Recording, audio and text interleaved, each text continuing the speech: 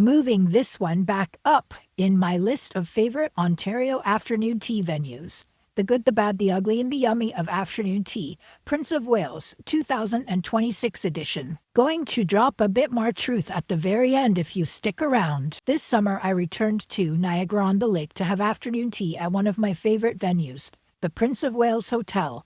I have been coming here for tea for decades, and it's always been one of my favorite venues in Ontario, and on this visit, the food was better too. I was last here 2 summers ago in July 2024 with a tea friend, and December 2023 prior to that with my husband. On this visit, we ordered the His Royal Highness Tea for my husband instead of afternoon tea, and then the traditional afternoon tea for me. A pot of tea was included for both of us. I was happy to see a classic Earl Grey on the menu, so I chose that, obviously. And my husband chose the Summer Peach Black Tea. We both really enjoyed our tea choices. Timing and service on this day was great. I was able to enjoy more than 1 cup of tea before our food came. The server was knowledgeable, patient, and professional. Excellent. The savories were improved on this visit. There was a large puff pastry of roasted veggies, 2 cucumber cream cheese triangles, a chicken salad slider, and a mushroom quiche. I liked the cucumber cream cheese more on this visit than their previous butter ones. There was no salmon requiring substitution for me who doesn't like it, and that made things easier. The quiche was tasty. We know I love mushrooms, but it was an absolute travesty that this was served cold, not even slightly warmed. Cry face! This quiche would have been really good had it been heated. A nice crispy crust and a warm center would have been nice. Is it that hard to heat it in an air fryer or oven? The chicken salad slider was okay. I preferred it without all the bun, and ate it open face on the bottom half. Better meat to bun ratio without the top bun. The puff pastry, also not served warm, sadly, was pretty good. It looked like a mix of peppers, zucchinis, onions, and I think I saw cauliflower in there too. It was massive and tasted okay at room temp. But again, this would have been better if it had been heated to be crispy. Remember when they served those hummus tarts for years and years? This veggie puff pastry was a huge improvement over that weird hummus tart that they held on to for eons. And don't get me started on that spicy avocado glue on pita bread abomination that they served before that. I enjoyed the improvements on this savory tier. Now, just heat the quiche and puff pastry, please. Each afternoon tea guest gets just 1 raisin scone here. It's always only just been 1 here. I wish it were 2 scones, but it's a good size and it was served warm. See, they are able to warm some things. I topped the bottom half with butter and shared it with my husband. The scone was served with whipped butter, strawberry jam, and clotted cream. Yes, you heard me right. This is the first time I've been able to say that about the tea at Prince of Wales. They are finally serving proper clotted cream. Amazing! I sure hope they continue doing so. I've been begging for proper clotted cream here for years. Remember when it used to be that lemon cream mixture? Gross.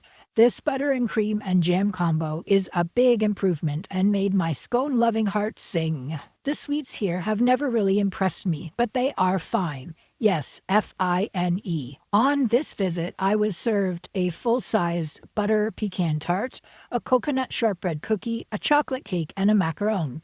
I was glad not to see a full-size cupcake, and I was happy to have a chocolate item, so I'll keep the complaints to a minimum here. My husband ate the macaron because I do not care for them. All of these sweets were fine. They will not blow your hair back in any way, but they got a passing grade. The traditional afternoon tea costs $60 per person. That's my side of the table. This price is very fair when you consider the venue and the elevated prices found throughout this tourist town. Also, consider that this is $5 less than the last review I gave at Persona in Hamilton. $60 seems a-okay for this tea experience after that one, right? The quote, His Royal Highness Tea, end quote, is really just a charcuterie board with a pot of tea and a 1-ounce shot of scotch.